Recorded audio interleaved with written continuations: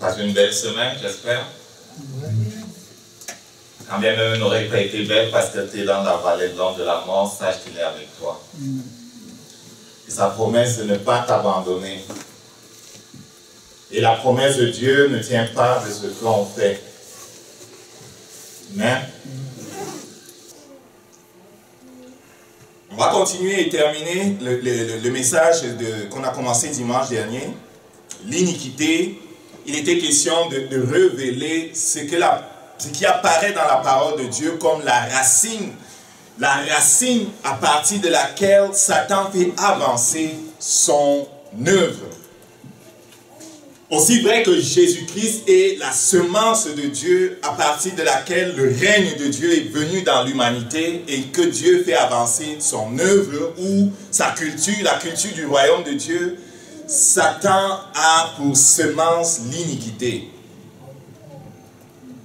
Et si on ignore cette semence-là, elle va nous créer des problèmes.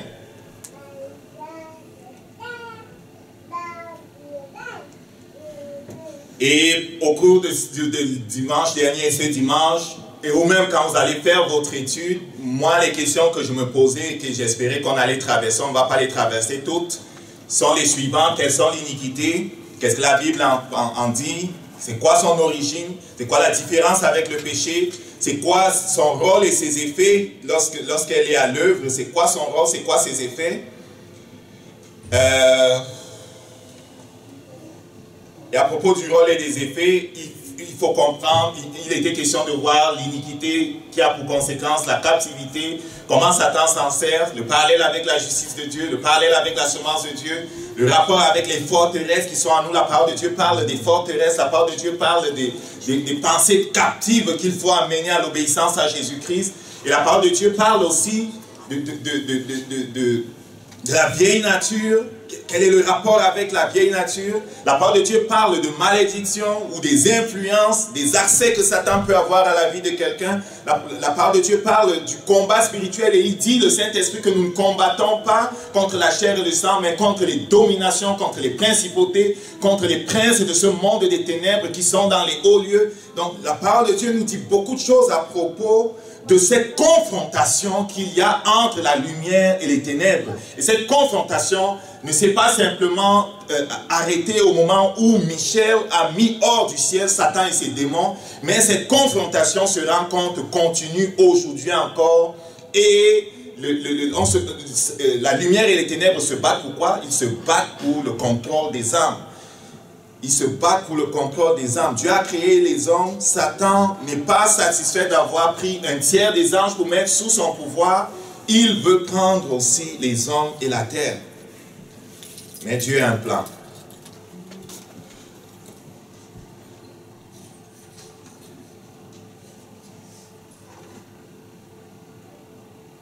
Bon. Ok. En termes de rappel, la parole de Dieu mentionne dans la... Donc on va regarder aussi l'œuvre de la foi parce que Jésus-Christ, par son œuvre, a apporté un remède efficace contre et Satan, et la mort, et le séjour du monde, de la mort, et tout ce qui est ténébreux, quoi. Il a apporté quelque chose. Et nous qui parlons là, on se rend compte quand même que bien qu'on est né de nouveau, il y a des choses qui nous surprennent encore en nous. Et le Père, je vous ai dit depuis ce temps, me parle de sanctification. Alors que Jésus pouvait dire que Satan vient, il n'a rien en moi. Moi, je ne suis pas encore rendu à la place où je dis, il n'a rien en moi. En tant qu'être complet, quoi. Esprit, âme et corps, je ne suis pas encore capable de dire qu'il n'a rien en moi. Parce que dans mon âme, il y a des choses qui reviennent. Il y a des choses que je vois. Et mon corps que tu vois va connaître la mort. Donc il y a encore quelque part un certain pouvoir que la mort spirituelle a sur certaines dimensions de mon être. Mais le Père a un plan et on veut marcher selon ses plans. Au moins 200 versets dans la parole, dans la Bible du Semeur, dans la Louis II parle du mot iniquité. Okay? Et en regroupant tout ce qu'on en dit dans le Nouveau et l'Ancien Testament, il y a comme 5 significations que j'ai vues qui se dégageaient. La première signification, c'est que l'iniquité veut dire perversité, dépravation. Et c'est dans le sens que quelque chose est plié, quelque chose est tordu, quelque chose est déformé. Et c'est du point de vue de ce que l'ordre, de ce que ce qui est bon, ce qui est parfait, ce qui est correct serait ce que Dieu a défini. Donc à partir du moment où on s'éloigne du modèle de Dieu dans notre cœur, où on s'éloigne du modèle de Dieu dans nos pensées, on devient du point de vue de Dieu pervers. On se déprave parce que Dieu, son standard, c'est lent. Et à partir du moment où Satan déforme ou touche à ce que Dieu a fait, c'est dépravé. On descend en termes de standard de la lumière aux ténèbres. Ça veut dire aussi injustice. Ça veut dire mal. Cela veut dire idolâtrie, vanité, fausseté. Fausseté en opposition au fait que Dieu est vrai, au fait que Dieu est la vérité. En dehors de Dieu, c'est faux. Il n'y a pas de vérité en dehors de Dieu. En dehors de Dieu, c'est mensonge. Dieu est la seule vérité. Et en passant, Satan est appelé le père du mensonge. Amen. Et c'est aussi défini comme la condition de celui qui est sans loi. Soit parce qu'il la méprise, ou soit parce que la connaissant, il décide de la violer. Il est sans loi parce qu'il ne connaît pas la loi, ou parce que connaissant la loi comme Satan connaissait la loi de Dieu, il a quand même décidé de la mépriser et de se mettre au-dessus de Dieu. Et la violation volontaire de la justice, c'est aussi désigné dans la parole comme l'iniquité. À propos de l'origine, Ézéchiel 28, verset 15, c'est un rappel dit à propos de Lucifer: tu étais intègre dans tes voies depuis le jour où tu fus créé, jusqu'à celui où l'iniquité a été trouvée chez toi. Dieu a créé les mondes, il a créé les anges, tout était parfait. Le séjour de mort, où la mort spirituelle existait, mais elles étaient inactives. Elles existaient par défaut. Les ténèbres existaient par défaut, mais c'était inactif. Quand il dit exister par défaut, c'est que Dieu est lumière. Tout ce qui n'est pas lumière, et tout ce qui est en dehors de Dieu est ténèbres. Donc Dieu a créé toutes choses et c'était parfait. Mais tout ce qui était contraire à Dieu était désactivé. Est-ce qu'on comprend ça? Mais à partir du moment où Satan s'est mis au-dessus de la loi de Dieu et il est devenu sans loi, l'iniquité a été trouvée en lui. La mort qui était inactive a été activée par sa rébellion.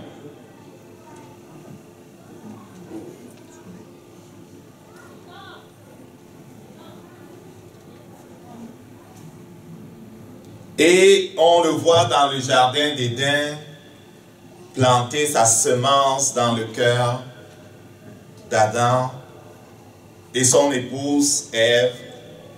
Et Dieu proclame, c'est la première prophétie en rapport avec notre salut, Dieu proclame qu'il mettra l'inimitié entre la semence de la femme et la semence de Satan. Et il dit que cette semence te brisera la tête. Genèse 3, verset 15.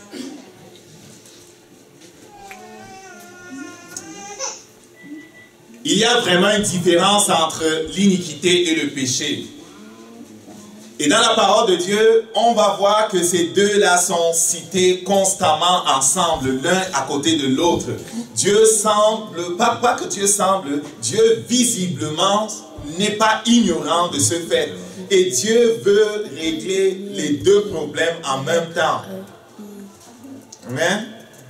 Dans Ésaïe 53, versets 4 à 5, il est écrit ceci, à propos de Jésus-Christ. Ce sont nos souffrances qu'il a portées. C'est de nos douleurs qu'il s'est chargé. Nous l'avons considéré comme puni, frappé de Dieu et humilié. Mais il était blessé pour nos péchés, brisé pour nos iniquités. Et ce n'est pas la même racine là. Péché, iniquité, ce n'est pas la même chose. Et le fait d'être blessé et brisé aussi, ce n'est pas la même chose. Blessé, on comprend facilement parce qu'on a vu son sang couler.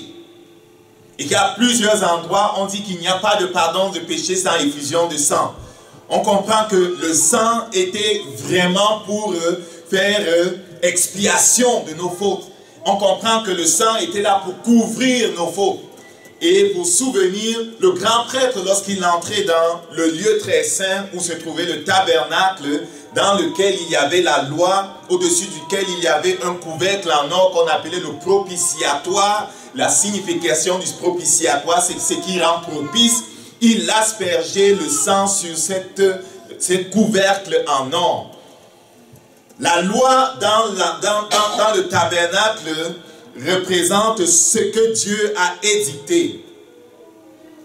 Et à cause de ce qu'on a transgressé la loi, il faut que le sang soit aspergé sur le propitiatoire. Il faut en fait que le sang recouvre nos transgressions. Et on comprend le sang. Mais brisé pour nos iniquités, on ne comprend pas toujours. Mais quand j'étudiais, et le terme qui est en hébreu là veut dire écrasé, humilié, abattu. Ok, excusez le double B là, ça m'a échappé. Opprimé, ok?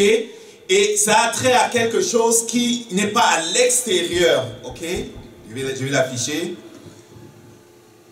On voit la notion de blessé pour nos péchés, le sang coule, c'est visible à l'extérieur, ok? Le péché semble être la partie visible du problème. Est-ce qu'on comprend ça? Le péché semble être la partie visible du problème. Il est brisé pour nos iniquités. Le terme veut dire écrasé, humilié, abattu, opprimé. C'est des choses que l'on ne voit pas toujours à l'extérieur. Lorsque quelqu'un est abattu, tu ne peux pas toujours le voir, à moins que tu vois vraiment son visage, à moins que tu sois sensible. Amen. Si tu te fermes les yeux et que quelqu'un vient et te parle, à moins que tu le discernes dans sa voix, tu ne vas pas voir qu'il est opprimé. Tu ne peux pas voir que les gens sont opprimés. Pourtant, beaucoup de gens autour de nous sont opprimés, oppressés. Il faut avoir les yeux pour voir, ou il faut avoir une sensibilité spirituelle pour le ressentir, pour sentir que des gens autour de toi sont oppressés, opprimés. C'est à l'intérieur que ça se passe, ok?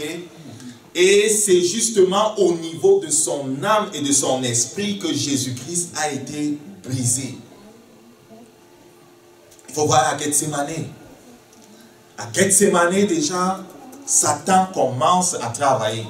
Et Jésus-Christ est confronté à la question, est-ce que je vais supporter la croix? Sa chair n'a pas le goût d'aller à la croix. Pire, son esprit et son âme n'ont pas le goût d'être séparés de Dieu. Et il agonise. Son humiliation a commencé là-bas. Son brisement a commencé là-bas. Peut-être le Père s'était déjà séparé de lui là-bas. Peut-être le Père avait déjà commencé à déposer sur lui ton péché, ton iniquité, celui de notre Père Adam aussi.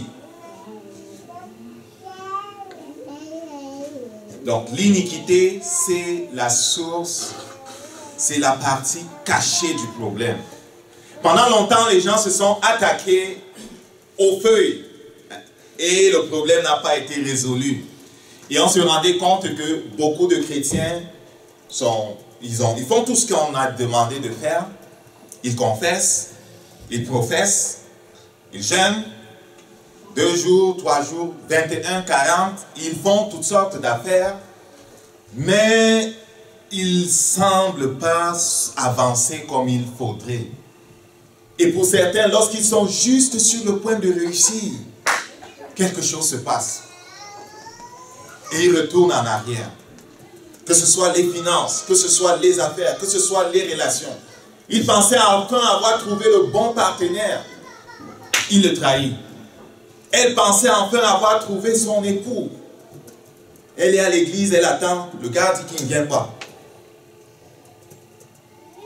Et on m'a parlé de l'histoire de cette femme qui avait préparé son mariage, célébré, et invité des gens. Et attendait son fiancé à la fête avec son père et tout le monde. Le gars a dit que je ne me marie pas avec toi, il ne vient pas. Ils ont dit, bon, qu'est-ce qu'on va faire? On ne va pas jeter la nourriture. Ils ont mangé. Mais je peux te dire que pour cette fille-là, c'était un coup de poignard qui ne venait pas seulement de ce gars-là, mais qui venait de l'enfer. Elle était sur le point de fermer un dossier. Oups, encore en bas. Et je peux te dire que ce n'est pas Dieu. Peut-être ce soir-là, il disait que le Seigneur a donné, le Seigneur a repris. Peut-être il disait, c'est ma vie, c'est Dieu qui est voulu. Si Dieu voulait, ça n'allait pas se passer. Oublie ça. Enlève ça de ton jargon. On m'a dit que si Dieu voulait, j'allais la voir. Dieu veut que tu aies.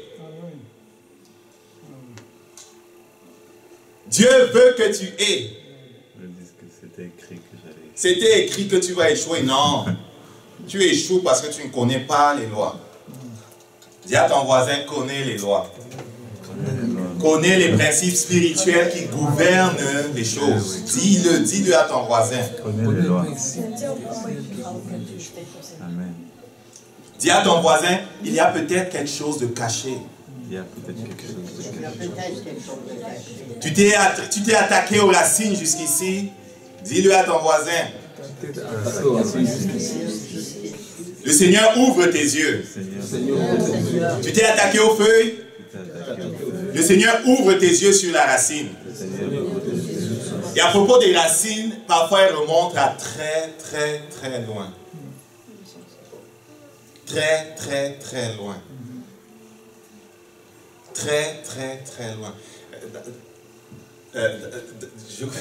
Je vais parler de ma famille.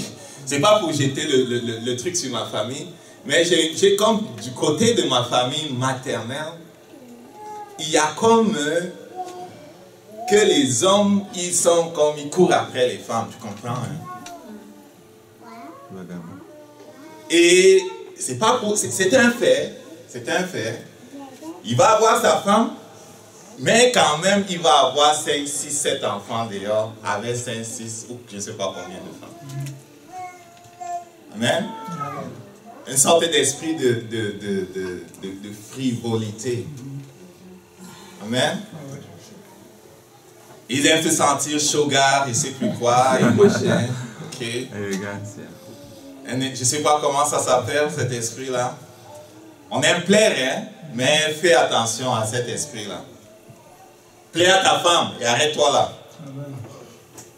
Bon, si tu es à la recherche d'un conjoint, ce n'est pas par la chair que tu vas l'attirer.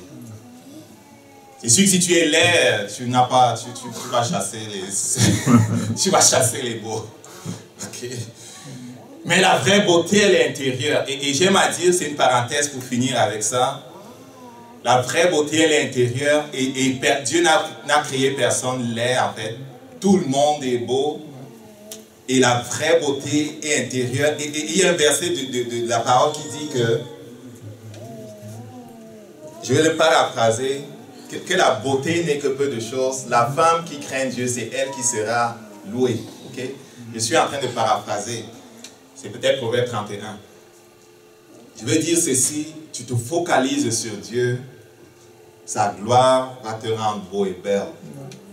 Et quand tu cherches un conjoint, tu n'as pas besoin de l'attirer comme les gens du monde attirent les gens. On fait toutes sortes de choses extérieures pour attirer le bon poisson ou la bonne poule, je ne sais pas comment on les appelle ici. Mais tu n'as pas besoin de ça.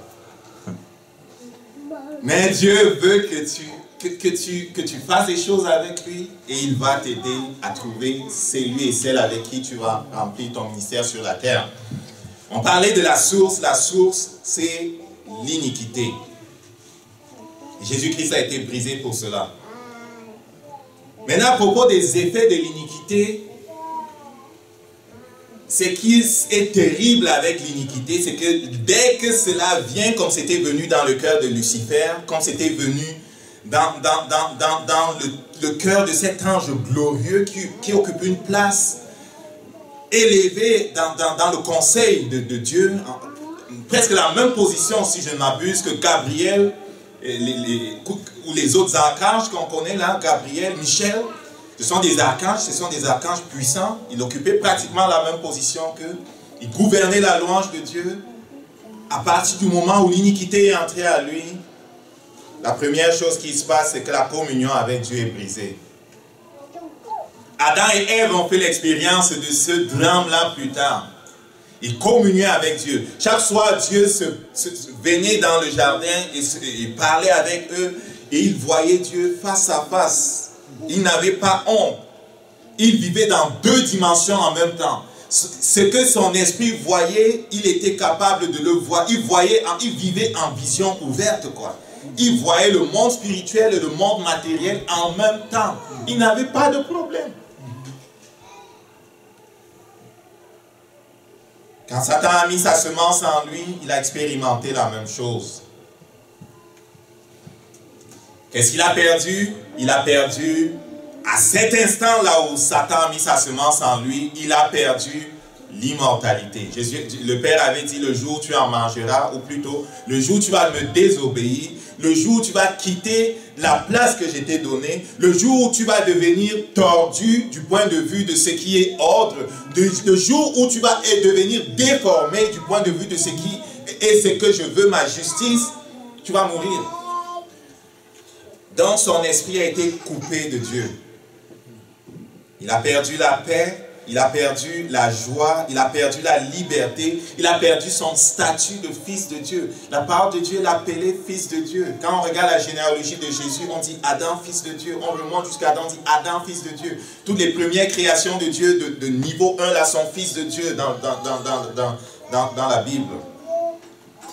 Il a perdu sa position d'autorité.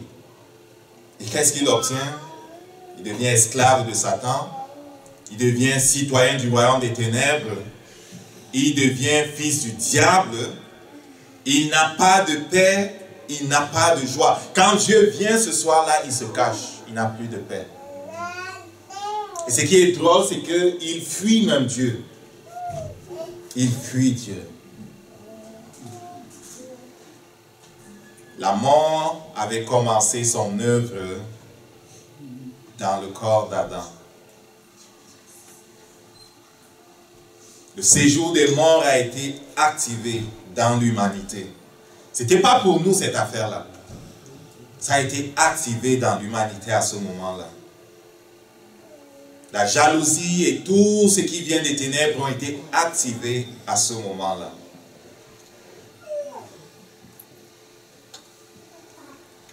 Et dans la vie de plusieurs chrétiens ou pas chrétiens, parce qu'ils sont ignorants de comment traiter le problème à la source, la mort continue son œuvre. Et le psalmiste l'exprimait ainsi: ma vie se consume dans la douleur, mes années dans les soupirs, ma force est épuisée à cause de mon iniquité et mes os se dépérissent. Il y a plusieurs personnes dont la vie est consumée par la douleur. Ils sont chrétiens, ils prient, ils jeûnent, ils confessent, ils professent, ils lient, ils délient, je ne sais plus. Mais la vie est consumée par la douleur. Et les années dans les soupirs, pourquoi? Parce qu'il y a des lourds fardeaux sur les épaules. On les dépose, mais ils semblent ressauter sur nous. On les dépose, ils semblent ressauter encore. On perd de force.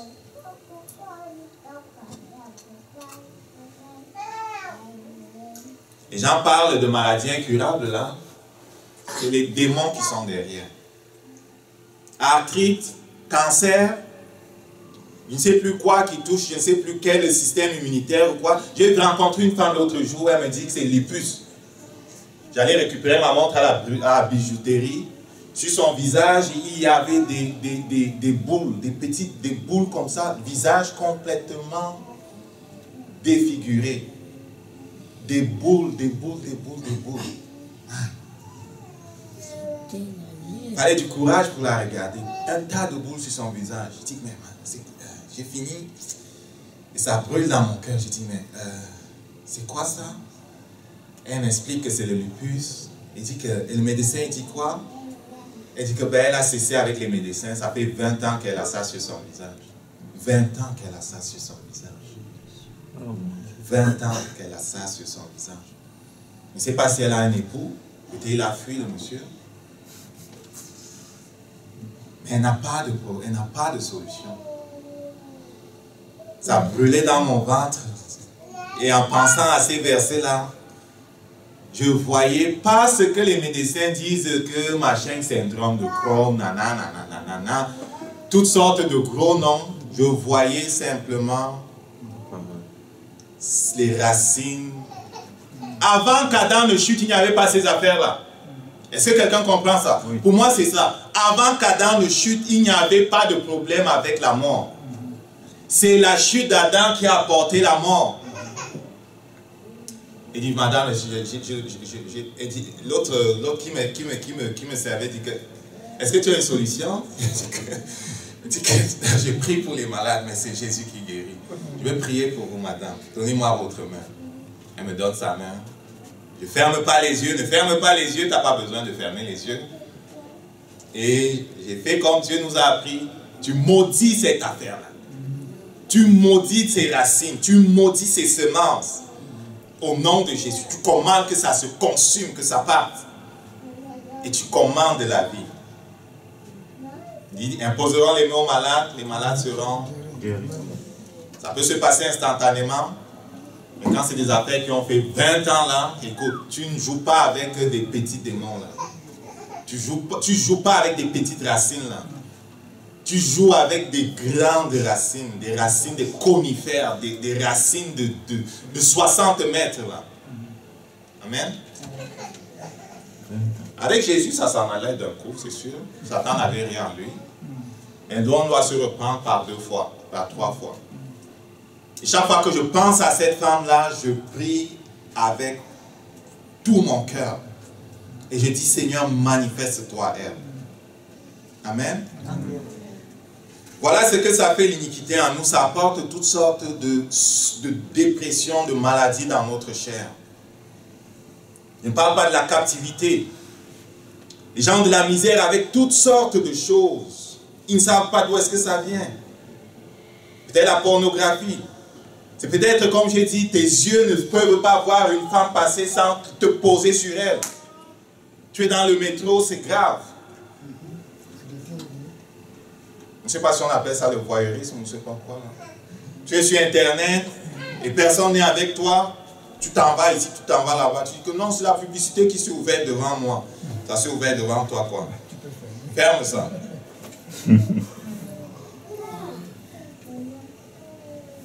Tu dis que je ne vais pas me mettre en colère, mais tu te retrouves en colère. La captivité. Lamentation 2, verset 14 parle de la captivité. Il dit à propos de Jérusalem, tes prophètes ont eu pour toi des visions vaines et fausses.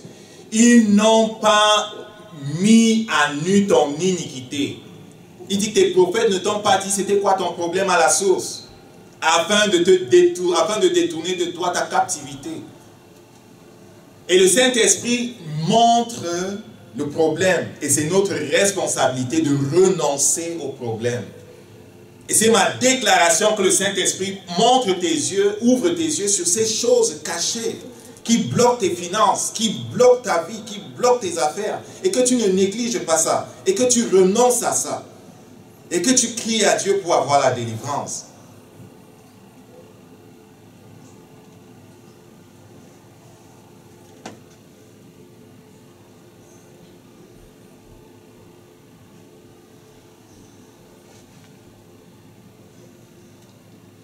À propos du parallèle avec la justice,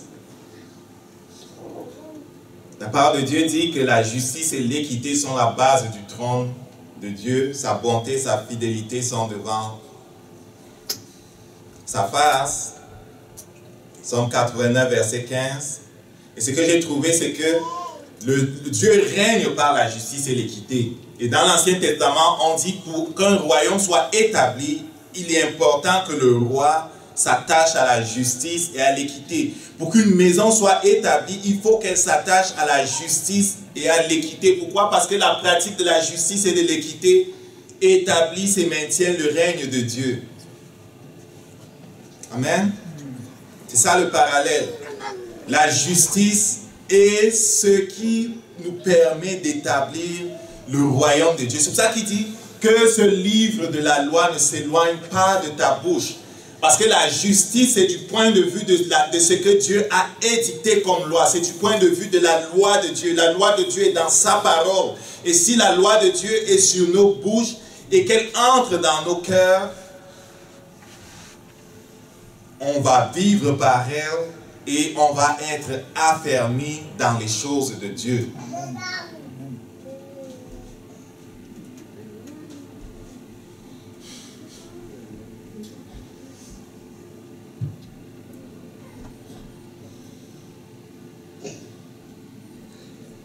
Quand on vient dans le Nouveau Testament, le Saint-Esprit nous dit que Jésus-Christ lui a été crucifié à la croix pour nous, mais on a le choix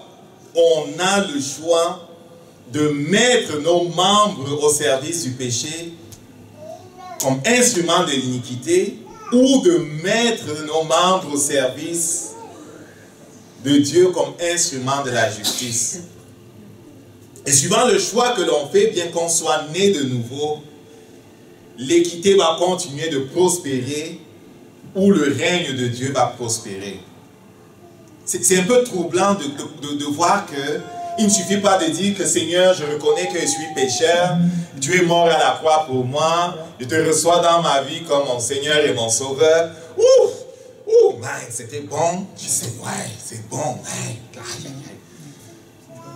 Oui, tu es né de nouveau, mais mon ami, Satan ne laisse pas un terrain partir facile.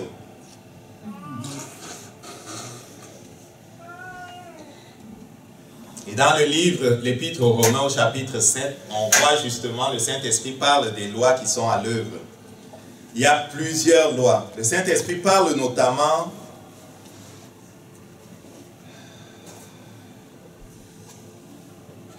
de la loi du péché qui sont dans nos membres. Il y a une loi du péché qui est dans nos membres et qui fait la guerre à la loi de l'esprit de vie que Jésus-Christ, la semence de Dieu, a placée en nous. Est-ce qu'il y a deux choses en nous? Définitivement, oui, il y a deux choses en nous. Il y a la semence de Dieu en nous, mais il y a dans nos membres une loi qui va rester morte si nous pratiquons la justice, mais une loi qui va être réactivée si nous pratiquons l'iniquité. C'est pour ça qu'il dit, offrez vos membres, livrez vos membres comme esclaves. Il y a la tentation, on est tenté. Satan nous suggère, comme il a fait à Adam et Ève, bien qu'on soit enfants de Dieu, il nous suggère de fonctionner par la chair. Est-ce que quelqu'un comprend le piège?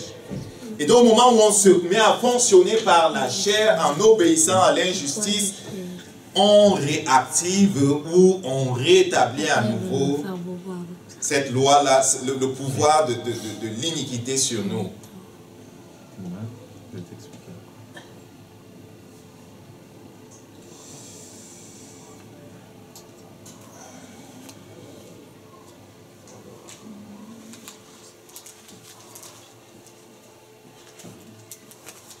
Je vais lire 2 versets, 3 versets pour finir. On finit un peu en courant, vous vous rendez compte?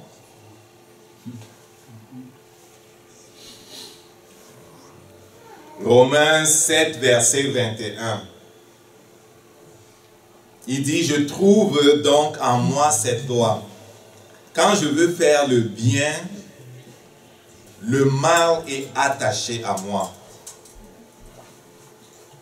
Car je prends plaisir à la loi de Dieu selon l'homme intérieur. Ton esprit veut faire la volonté de Dieu. Ton esprit veut plaire à Dieu. Verset 23. Mais je vois dans mes membres, je vois dans mon âme, je vois dans mon dedans une autre loi qui lutte contre la loi de mon entendement. Tu veux faire ce que Dieu veut. Tu sais que c'est ce que Dieu veut qui est bon. Et qui me rend captif à la loi du péché qui est dans mes membres.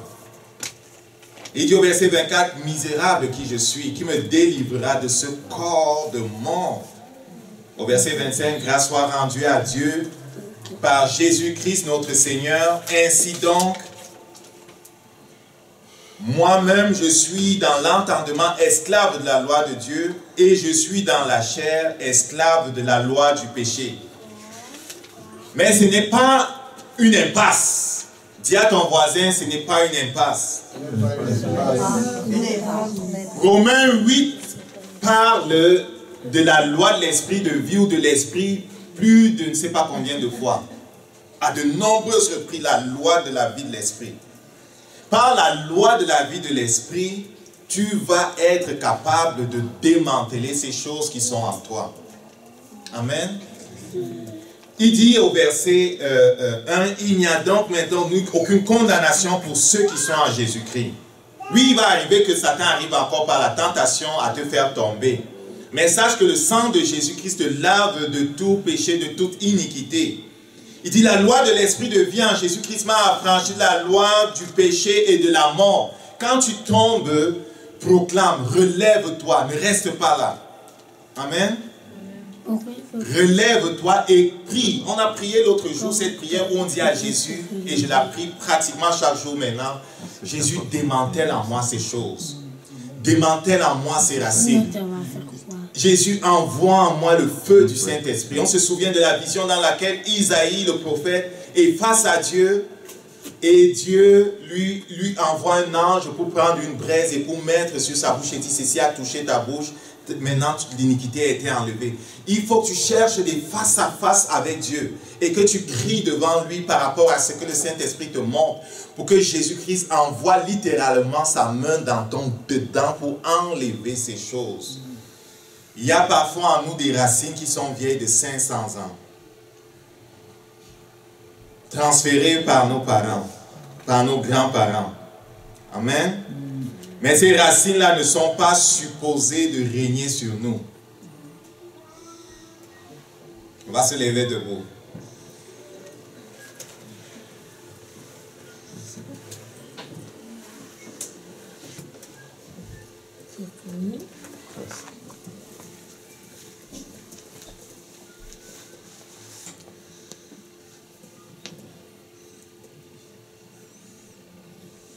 Rends grâce à Dieu parce qu'il te donne la victoire par Jésus-Christ. Ouvre ta bouche, rends grâce à Dieu. On n'a pas eu le temps de tout voir, mais rends grâce à Dieu parce qu'il te montre. La clé, c'est le Saint-Esprit en toi. C'est la vie de l'Esprit. Et quand on parle de vivre par l'Esprit, c'est vivre par la parole de Dieu. C'est obéir à la parole de Dieu. La grâce de Dieu t'est donnée pour marcher dans l'obéissance. La grâce de Dieu t'est donnée pour marcher dans l'obéissance. La grâce de Dieu t'est donnée pour marcher dans l'obéissance. Rends grâce à Dieu parce qu'il ouvre tes yeux sur les racines. Les racines héritées, je ne sais pas de combien de temps, et qui sont dans ta chair. Ça vient de loin. Ça vient de loin. Oui, la parole de Dieu déclare, celui qui a Christ a crucifié la chair avec ses passions. Mais on se rend compte que Satan, par la tentation et le péché, réactive l'effet de ces choses en nous. On a besoin que Dieu les déracine. On a besoin que Dieu les déracine. On a besoin que Dieu déracine ces choses en nous. On va prier. On va prier. Je veux que tu vois Jésus-Christ faire le ministère sur toi maintenant. Tu as un problème qui revient tout le temps. Tu es comme enchaîné par cette chose. On va prier. Jésus-Christ, Je te rends grâce pour l'œuvre de la croix. Je te rends grâce pour l'œuvre de la croix. Ta parole déclare que dans ma chair, il y a encore la loi de la mort. Et la loi du péché plutôt. La loi du péché. Et Satan par le péché, réactive l'effet de cette loi dans mon corps. Ce sont les racines, Père, qui me sont venues d'Adam et de mes autres ancêtres. J'ai essayé par moi-même de me libérer. J'ai essayé par moi-même de me sortir. Dans ton cœur, cite les choses. C'est peut-être la dépendance à l'alcool, la dépendance à la pornographie. Tes yeux ne peuvent pas voir une femme passer ou un homme passer. Les idées immorales, la colère, toute forme d'animosité, la jalousie, la pauvreté, l'esprit de pauvreté. Il y a des choses qui sont sur toi. La maladie, les maladies dans ton corps, le découragement, l'apitoiement sur soi. La paresse.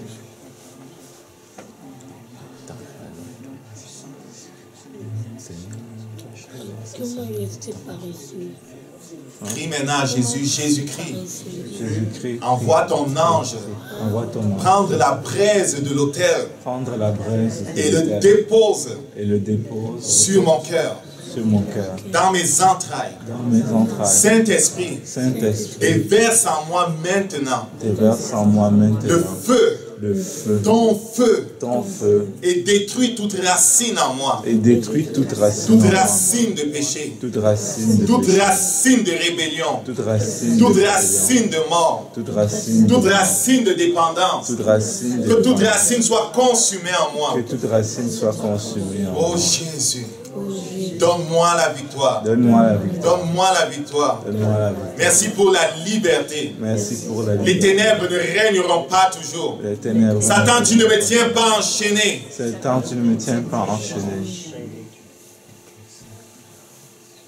Je vis par l'esprit. Je n'obéis pas à mon corps. Quand je te parle, tu restes soumis. Tu restes soumis à mon Dieu. Je vis par l'esprit. Je marche par l'esprit. La semence de Jésus-Christ en moi engloutit toute iniquité. Je suis libre. Je suis libre. Au nom de Jésus. Amen. Que le Seigneur te bénisse. La vie de sanctification, ce n'est pas quelque chose d'un seul jour. C'est tous les jours. Et le Saint-Esprit va te montrer d'autres choses et fais cette prière tous les jours. Pourquoi? Parce qu'on vit au milieu d'une génération pécheresse. Et que même inconsciemment, on est contaminé par la façon de penser de ce monde, par la façon de voir les choses dans ce monde. Et on a besoin chaque jour de crier, de prier le sang de Jésus sur nous. On a besoin chaque jour d'invoquer le feu du Saint-Esprit en nous pour que Satan n'ait rien en nous. Jésus-Christ, notre Maître, disait, c'est l'heure des ténèbres, Satan vient, mais il n'a rien en moi. Amen. Et c'est ma prière que toi aussi tu le dises. Et commence par la foi à le dire. Satan, tu n'as rien en moi. Amen. Que le Seigneur te bénisse. Amen.